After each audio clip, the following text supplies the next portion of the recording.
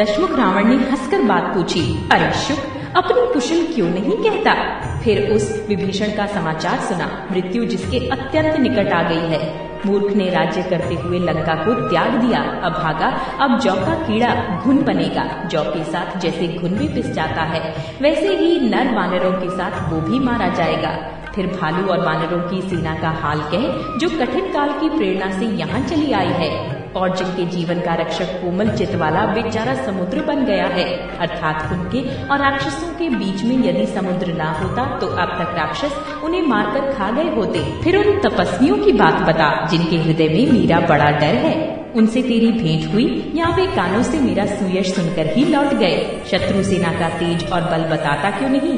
तेरा चित्त बहुत ही चकित, बहुत चक्का सा हो रहा है। दूत ने कहा, हे नाथ, आपने जैसी कृपा करके पूछा है वैसे ही क्रोध छोड़कर मेरा कहना मानिए, मेरी बात पर विश्वास कीजिए। जब आपका छोटा भाई श्री राम जी से जाकर मिला, तब उसके पहुँचते ही श्री राम जी ने उसको राज तिलक कर दिया।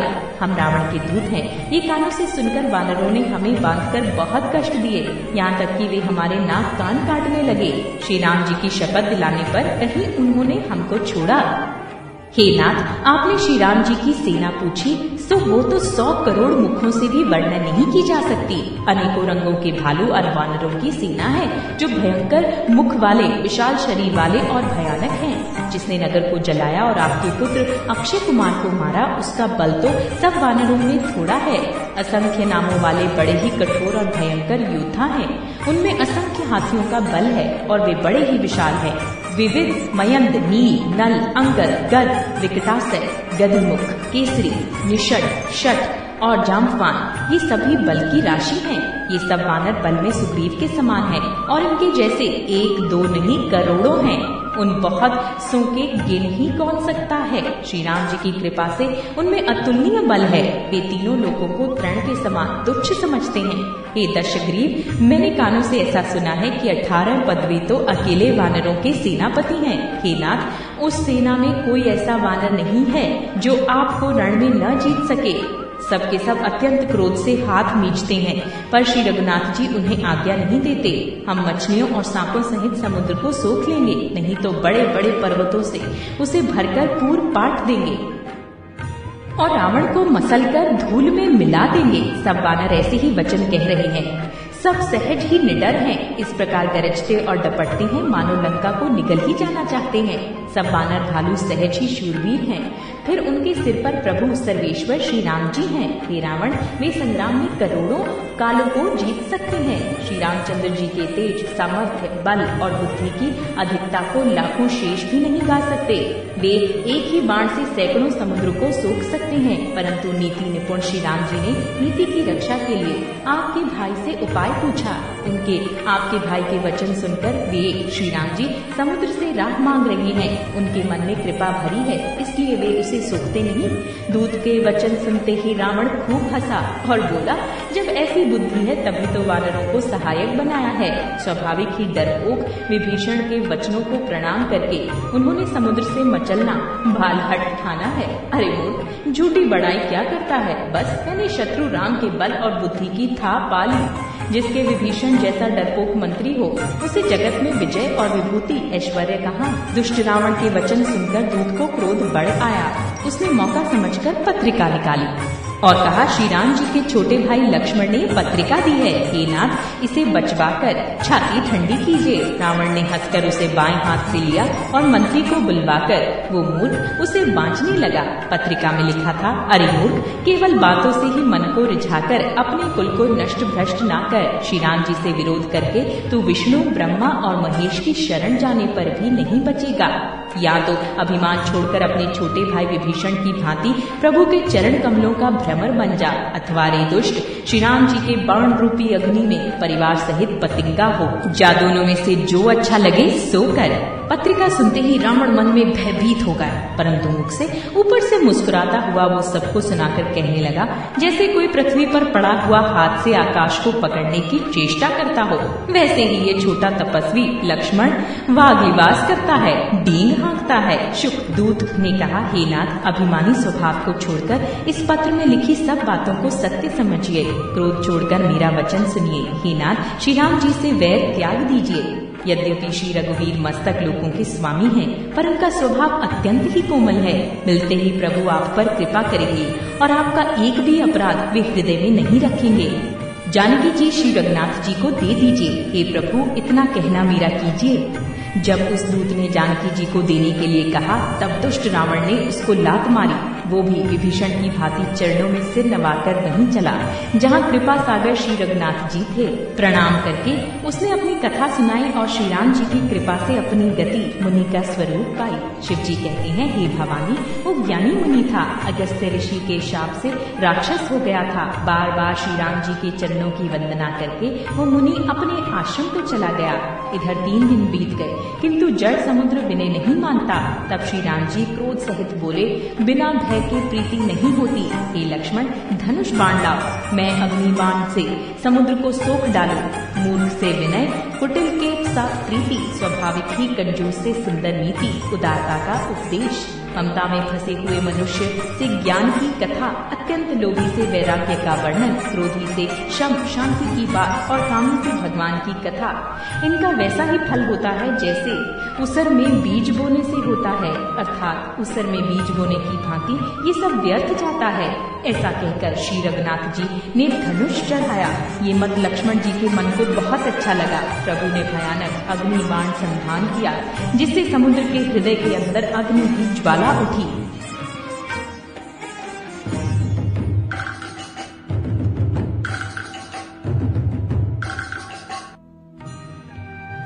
मगर, सांप तथा मछलियों के समूह व्याकुल हो गए।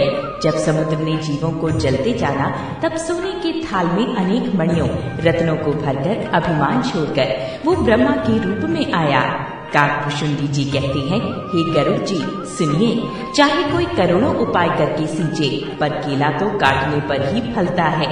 नीच विनय से नहीं मानता, ये डांटने पर ही झुकता है, रास्ते पर आता है। समुद्र ने भयभीत होकर प्रभु के चरण पकड़कर कहा, हे नाथ, मेरे सब अवगुण दोष क्षमा कीजिए। हे नाथ, आकाश, वायु, अग्नि, जल और पृथ्वी, इन सब की करनी स्वभाव से ही जड़ है। आपकी प्रेरणा से माया ने इन्हें सृष्टि के लिए उत्पन्न किया है। सब ग्रंथों ने यही गाया है।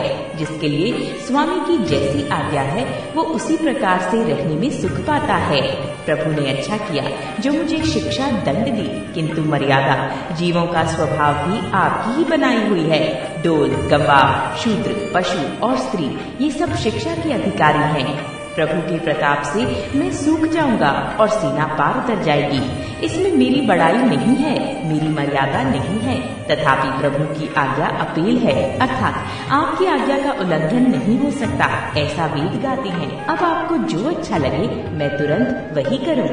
समुद्र के अत्यंत विनीत वचन सुनकर कृपालु श्री राम जी ने मुस्कुराकर कहा, हे तात, जिस प्रकार वानरों की सीना पार उतर जाए वो उपाय बताओ। समुद्र ने कहा, हे नाथ, नील और नल 2 वानर भाई हैं। उन्होंने लड़कपन में ऋषि से आशीर्वाद पाया था। उनके स्पर्श करने से ही भारी भारी पहाड़ भी आपके प्रताप से समुद्र पर तैर जाएंगे। मैं भी प्रभु की प्रभुता को हृदय में धारण कर अपने बल के अनुसार जहाँ तक मुझसे बन पड़ेगा सहायता करूंगा। हे नाथ, इस प्रकार समुद्र को बंधाइए जिससे तीनों लोकों में आपका सुंदर यश गाया जाए। इस बाण से मेरे उत्तर तट पर रहने वाले पाप के राशि दुष्ट मनुष्यों का वध कीजिए। कृपालु और रणधीर श्री राम जी ने समुद्र के मन की पीड़ा सुनकर उसे तुरंत ही हर लिया, अर्थात बाण से उन दुष्टों का वध कर दिया। श्री राम जी का भारी बल और पौरुष देखकर समुद्र हर्षित होकर सुखी हो गया। उसने उन दुष्टों का सारा चरित्र प्रभु को कह सुनाया। फिर चरणों की वंदना करके समुद्र चला गया। समुद्र अपने घर चला गया। श्री रघुनाथ जी को ये मत, उसकी सलाह अच्छा लगा। ये चरित्र कलयुग के पापों को हरने वाला है। इसे तुलसीदास जी ने अपनी बुद्धि के अनुसार गाया है। श्री रघुनाथ जी के गुण समूह सुख के धाम, संदेह का नाश करने वाले और विषाद का दमन करने वाले हैं। अरे मूर्ख मन, तू संसार का सब आशा भरोसा त्याग कर निरंतर इन्हें गा और सुन। श्री रघुनाथ जी का गुणगान संपूर्ण सुंदर मंगलों का देने वाला है। जो इसे आदर सहित सुनेंगे वे बिना किसी जहाज अन्य साधन के ही भव सागर को तर जाएंगे। मास पारायण 24वां विश्राम। कलयुग के समस्त पापों का नाश करने वाले श्री रामचरितमानस का ये 5वां सोपान समाप्त हुआ।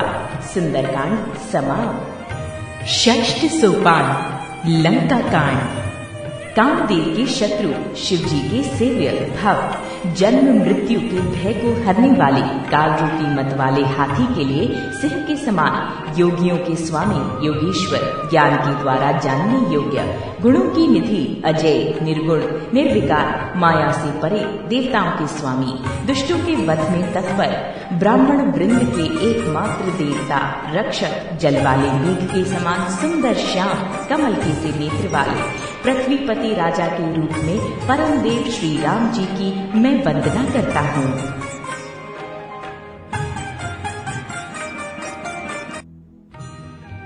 शंख और चंद्रमा की सी कांति के अत्यंत सुंदर शरीर वाले व्याघ्र चर्म के वस्त्र वाले काल के समान अथवा काले रंग के भयानक सर्पों का भूषण धारण करने वाले गंगा और चंद्रमा के प्रेमी काशीपति कलयुग के पाप समूह का नाश करने वाले कल्याण के कल्प वृक्ष गुणों के निधान और कामदेव को भस्म करने वाले पार्वती पति वंदनीय श्री शंकर जी को मैं नमस्कार करता हूँ, जो सत्य पुरुषों को अत्यंत दुर्लभ कैवल्य मुक्ति तक दे डालते हैं और जो दुष्टों को दंड देने वाले हैं वे कल्याणकारी श्री शंभु मेरे कल्याण का विस्तार करें। लव निमेष परमाणु वर्ष युग और कल्प जिनके प्रचंड बाण हैं, हे मन तू उन श्री राम जी को क्यों नहीं भजता। समुद्र के वचन सुनकर प्रभु श्री राम जी ने मंत्रियों को बुलाकर ऐसा कहा, अब विलंब किस लिए हो रहा है, सेतु पुल तैयार करो जिसमें सेना उतरे। जाम्बान ने हाथ जोड़कर कहा, हे सूर्य कुल के ध्वजा स्वरूप कीर्ति को बढ़ाने वाले श्री राम जी सुनिए, हे नाथ सबसे बड़ा सेतु तो आपका नाम ही है, जिस पर चढ़कर जिसका विश्राम लेकर मनुष्य संसार रूपी समुद्र से पार हो जाते हैं। फिर ये छोटा सा समुद्र पार करने में कितनी देर लगेगी। ऐसा सुनकर फिर पवन कुमार श्री हनुमान जी ने कहा, प्रभु का प्रताप भारी बड़वानल समुद्र की आग के समान है, इसने पहले समुद्र के जल को सोख लिया था, परंतु आपके शत्रुओं की स्त्रियों के आंसुओं की धारा से ये फिर भर गया और उसी से खारा भी हो गया। हनुमान जी ये अत्युक्ति अलंकार रूप युक्ति सुनकर वानर श्री रघुनाथ जी की ओर देखकर हर्षित हो गए। जाम्बान ने नल नील दोनों भाइयों को बुलाकर उन्हें सारी कथा कह सुनाई और कहा, मन में श्री राम जी के प्रताप को स्मरण करके सेतु तैयार करो, राम प्रताप से कुछ भी परिश्रम नहीं होगा। फिर वानरों के समूह को बुला लिया और कहा, आप सब लोग मेरी कुछ विनती सुनिए, अपने हृदय में श्री राम जी के चरण कमलों को धारण कर लीजिए और सब भालू और वानर एक खेल कीजिए। विकट वानरों के समूह आप दौड़ जाइए और वृक्षों तथा पर्वतों के समूहों को उखाड़ लाइए। ये सुनकर वानर और भालू हुंकार करके और श्री रघुनाथ जी के प्रताप समूहों की अथवा प्रताप के पुंज श्री राम जी की जय पुकारते हुए चले। बहुत ऊंचे ऊंचे पर्वतों और वृक्षों को खेल की तरह ही उखाड़ कर उठा लेते हैं और ला लाकर नल नील को देते हैं। वे अच्छी तरह गढ़कर सुंदर सेतु बनाते हैं। वानर बड़े बड़े पहाड़ ला कर देते हैं और नल नील उन्हें गेंद की तरह ले लेते हैं। सेतु की अत्यंत सुंदर रचना देखकर कृपा सिंधु श्री राम जी हंसकर वचन बोले, ये यहाँ की भूमि परम रमणीय और उत्तम है, इसकी असीम महिमा वर्णन नहीं की जा सकती। मैं यहाँ शिव जी की स्थापना करूंगा, मेरे हृदय में ये महान संकल्प है। श्री राम जी के वचन सुनकर वानरराज सुग्रीव ने बहुत से दूत भेजे, जो सब श्रेष्ठ मुनियों को बुलाकर ले आए। शिवलिंग की स्थापना करके विधि पूर्वक उसका पूजन किया। फिर भगवान बोले, शिव जी के समान मुझको दूसरा कोई प्रिय नहीं है। जो शिव से द्रोह रखता है और मेरा भक्त कहलाता है, वो मनुष्य स्वप्न में भी मुझे नहीं पाता। शंकर जी से विमुख होकर विरोध करके जो मेरी भक्ति चाहता है, वो नरकगामी मूर्ख और अल्प बुद्धि है। जिनको शंकर जी प्रिय हैं, परंतु जो मेरे द्रोही हैं एवं जो शिव जी के द्रोही हैं और मेरे दास बनना चाहते हैं, वे मनुष्य कल्प भर घोर नरक में निवास करते हैं। जो मनुष्य मेरे स्थापित किए हुए इन रामेश्वर जी का दर्शन करेंगे, वे शरीर छोड़कर मेरे लोक को जाएंगे और जो गंगा जल लाकर इन पर चढ़ावेगा, वो मनुष्य सायुज्य मुक्ति पावेगा, अर्थात मेरे साथ एक हो जाएगा। जो जल छोड़कर और निष्काम होकर श्री रामेश्वर जी की सेवा करेंगे, उन्हें शंकर जी मेरी भक्ति देंगे और जो मेरे बनाए सेतु का दर्शन करेगा, वो बिना ही परिश्रम संसार रूपी समुद्र से तर जाएगा। श्री राम जी के वचन सबके मन को अच्छे लगे। तदनंतर वे श्रेष्ठ मुनि अपने अपने आश्रमों को लौट आए। शिव जी कहते हैं, हे पार्वती, श्री रघुनाथ जी की ये रीति है कि वे शरणागत पर सदा प्रीति करते हैं। चतुर्नल और नील ने सेतु बांधा। श्री राम जी की कृपा से उनका ये उज्जवल यश सर्वत्र फैल गया। जो पत्थर आप डूबते हैं और दूसरों को डुबा देते हैं, वे ही जहाज के समान स्वयं तैरने वाले और दूसरों को पार ले जाने वाले हो गए। ये न तो समुद्र की महिमा वर्णन की गई है, न पत्थरों का गुण है और न वानरों की ही कोई करामात है। श्री रघुवीर के प्रताप से पत्थर भी समुद्र पर तैर गए। ऐसे श्री राम जी को छोड़कर जो किसी दूसरे स्वामी को जाकर भजती हैं, वे निश्चय ही मंद बुद्धि हैं। नील ने सेतु बांधकर उसे बहुत मजबूत बनाया। देखने पर वो कृपा निधान श्री राम जी के मन को बहुत ही अच्छा लगा। सेना चली जिसका कुछ वर्णन नहीं हो सकता। योद्धा वानरों के समुदाय गरज रहे हैं। कृपालु श्री रघुनाथ जी सेतु बंध के तट पर चढ़कर समुद्र का विस्तार देखने लगे।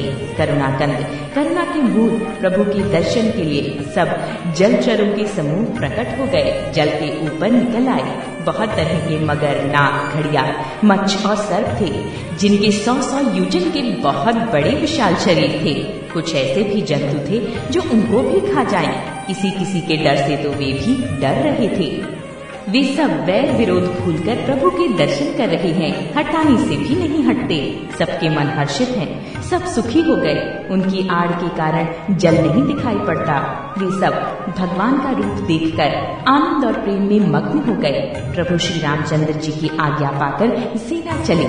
वानर सेना की विपुलता, अत्यधिक संख्या को कौन कह सकता है। सेतु बंध पर बड़ी भीड़ हो गई। इससे कुछ वानर आकाश मार्ग से उड़ने लगे और दूसरे कितने ही जलचर जीवों पर चढ़ चढ़कर पार जा रहे हैं। कृपालु श्री रघुनाथ जी तथा लक्ष्मण जी दोनों भाई ऐसा कौतुक देखकर हंसते हुए चले। श्री रघुवीर सेना सहित समुद्र के पार हो गए। वानरों और उनके सेनापतियों की भीड़ कहीं नहीं जा सकती। प्रभु ने समुद्र के पार डेरा डाला और सब वानरों को आज्ञा दी कि तुम जाकर सुंदर फल मूल खाओ। ये सुनते ही रीछ वानर जहाँ तहाँ दौड़ पड़े। श्री राम जी के हित सेवा के लिए सब वृक्ष ऋतु कुऋतु समय की गति को छोड़कर फल उठे। वानर भालू मीठे मीठे फल खा रहे हैं, वृक्षों को हिला रहे हैं और पर्वतों के शिखर को लंका की ओर फेंक रहे हैं। घूमते फिरते जहाँ कहीं किसी राक्षस को पा जाते हैं तो सब उसे घेर कर खूब नाच नचाते हैं और दांतों से उसके कान नाक काट कर प्रभु का सुयश कहकर अथवा कहलाकर तब उसे जाने देते हैं। जिन राक्षसों के नाक और कान काट डाले गए, उन्होंने रावण से सब समाचार कहा। समुद्र पर सेतु का बांधा जाना कानों से सुनते ही रावण घबराकर 10 मुखों से बोल उठा। वन निधि, नीर निधि, जलधि, सिंधु, वारिश, तोय निधि, कंपति, उदधि, पयोधि, नशीद को क्या सचमुच ही बांध लिया? फिर अपनी व्याकुलता को समझकर ऊपर से हंसता हुआ भय को भुलाकर रावण महल को गया। जब मंदोदरी ने सुना कि प्रभु श्री राम जी आए हैं और उन्होंने खेल में ही समुद्र को बंधवा लिया है, तब वे हाथ पकड़कर पति को अपने महल में लाकर परम मनोहर वाणी बोली। चरणों में सिर नवाकर उसने अपना आंचल पसारा और कहा, हे प्रियतम, क्रोध त्याग कर मेरा वचन सुनिए। हे नाथ, वैर उसी के साथ करना चाहिए जिससे बुद्धि और बल के द्वारा जीत सके। आप में और श्री रघुनाथ जी में निश्चय ही कैसा अंतर है, जैसा जुगनू और सूर्य में। जिन्होंने विष्णु रूप से अत्यंत बलवान मधु और कैटव दैत्य मारे और वाराह और नरसिंह रूप से महान शूरवीर दिति के पुत्रों हिरण्यवाक्ष और हिरण्यकशिपु का संहार किया। जिन्होंने वामन रूप से बलि को बांधा और परशुराम रूप से सहस्त्र बाहु को मारा, वे ही भगवान पृथ्वी का भार हरण करने के लिए राम रूप में अवतीर्ण प्रकट हुए हैं। हे नाथ, उनका विरोध न कीजिए, जिनके हाथ में काल, कर्म और जीत सभी हैं। श्री राम जी के चरण कमलों में सिर नवाकर उनकी शरण में जाकर उनको जानकी जी सौंप दीजिए और आप पुत्र को राज्य देकर वन में जाकर श्री रघुनाथ जी का भजन कीजिए। हे नाथ, श्री रघुनाथ जी तो दीनों पर दया करने वाले हैं। सम्मुख शरण जाने पर तो बाघ भी नहीं खाता। आपको जो कुछ करना चाहिए था वो सब आप कर चुके। आपने देवता, राक्षस तथा चर अचर सभी को जीत लिया। हे दशमुख, संत जन ऐसी नीति कहते हैं कि चौथेपन बुढ़ापे में राजा को वन में चले जाना चाहिए। हे स्वामी, वहाँ वन में आप उनका भजन कीजिए जो सृष्टि के रचने वाले, पालने वाले और संहार करने वाले हैं। हे नाथ, आप विषयों की सारी ममता छोड़कर उन्हीं शरणागत पर प्रेम करने वाले भगवान का भजन कीजिए जिनके लिए श्रेष्ठ मुनि साधन करते हैं और राजा राज्य छोड़कर वैरागी हो जाते हैं। वही कौशलाधीश श्री रघुनाथ जी आप पर दया करने आए हैं। हे प्रियतम, यदि आप मेरी सीख मान लेंगे तो आपका अत्यंत पवित्र और सुंदर यश तीनों लोकों में फैल जाएगा। ऐसा कहकर नेत्रों में करुणा का जल भरकर और पति के चरण पकड़कर कांपते हुए शरीर से मंदोदरी ने कहा, हे नाथ, श्री रघुनाथ जी का भजन कीजिए जिससे मेरा सुहाग अचल हो जाए। तब रावण ने मंदोदरी को उठाया और ये दुष्ट उससे अपनी प्रभुता कहने लगा। हे प्रिय, सुन, तूने व्यर्थ ही भय मान रखा है। बता तो, जगत में मेरे समान योद्धा है कौन? वरुण, कुबेर, पवन, यमराज आदि सब दिक्पालकों को तथा काल को भी मैंने अपनी भुजाओं के बल से जीत रखा है। देवता, दानव और मनुष्य सभी मेरे वश में हैं। फिर तुझको ये भय किस कारण उत्पन्न हो गया? मंदोदरी ने उसे बहुत तरह से समझाकर कहा, किंतु रावण ने उसकी एक भी बात न सुनी। फिर सभा में जाकर बैठ गया। मंदोदरी ने हृदय में ऐसा जान लिया कि काल के वश होने से पति को अभिमान हो गया है। सभा में आकर उसने मंत्रियों से पूछा कि शत्रु के साथ किस प्रकार से युद्ध करना चाहिए। मंत्री कहने लगे, हे राक्षसों के नाथ, हे प्रभु सुनिए, आप बार बार क्या पूछते हैं? कहिए तो, ऐसा कौन सा बड़ा भय है जिसका विचार किया जाए? भय की बात ही क्या है? मनुष्य और वानर, भालू तो हमारे भोजन की सामग्री हैं। कानों से सबके वचन सुनकर रावण का पुत्र प्रहस्त हाथ जोड़कर कहने लगा, कि प्रभु, नीति के विरुद्ध कुछ भी नहीं करना चाहिए। मंत्रियों में बहुत ही थोड़ी बुद्धि है। ये सिर्फ मूर्ख खुशामदी मंत्री ठकुर सुहाती मुंह देखी कर रहे हैं। हे नाथ, इस प्रकार की बातों से पूरा नहीं पड़ेगा। एक ही बंदर समुद्र लांघ कर आया था, उसका चरित्र सब लोग अब भी मन ही मन गाया करते हैं, स्मरण किया करते हैं। उस समय तुम लोगों में से किसी को भूख न थी। बंदर तो तुम्हारा भोजन ही है। फिर नगर चलाते समय उसे पकड़कर क्यों नहीं खा लिया? इन मंत्रियों ने स्वामी आपको ऐसी सम्मति सुनाई है जो सुनने में अच्छी है, पर जिससे आगे चलकर दुख पाना होगा। जिसने खेल ही खेल में समुद्र बंधा लिया और जो सीना सहित सुबेल पर्वत पर आ उतरा। हे भाई, कहो, वो मनुष्य है जिसे कहते हो कि हम खा लेंगे? सब गाल फुला फुला कर पागलों की तरह वचन कह रहे हैं। हे तात, मेरे वचनों को बहुत आदर से, बड़ी गौर से सुनिए। मुझे मन में कायर न समझ लीजिएगा। जगत में ऐसे मनुष्य झुंड के झुंड बहुत अधिक हैं, जो प्यारी मुंह पर मीठी लगने वाली बात ही सुनते और कहते हैं। हे प्रभु, सुनने में कठोर परंतु परिणाम में परम हितकारी वचन जो सुनते और कहते हैं, वे मनुष्य बड़े ही थोड़े हैं। नीति सुनिए, उसके अनुसार पहले दूत भेजिए और फिर सीता को देखकर श्री राम जी से प्रीति मेल कर लीजिए। यदि वे स्त्री पाकर लौट जाएं, तब तो व्यर्थ झगड़ा न बढ़ाइए, नहीं तो यदि न फिरे तो हे तात, सम्मुख युद्ध भूमि में उनसे हठपूर्वक डटकर मार काट कीजिए। हे प्रभु, यदि आप मेरी ये सम्मति मानेंगे तो जगत में दोनों ही प्रकार से आपका सुयश होगा। रावण ने गुस्से में भरकर पुत्र से कहा, अरे मूर्ख, तुझे ऐसी बुद्धि किसने सिखाई? अभी से हृदय में संदेह भय हो रहा है। हे पुत्र, तू तो बांस की जड़ में खमोई हुआ। तू मेरे वंश के अनुकूल या अनुरूप नहीं हुआ। पिता की अत्यंत घोर और कठोर वाणी सुनकर प्रहस्त ये कड़े वचन कहता हुआ घर को चला गया। हित की सलाह आपको कैसे नहीं लगती? आप पर कैसे असर नहीं करती? जैसे मृत्यु के वश हुए रोगी को दवा नहीं लगती।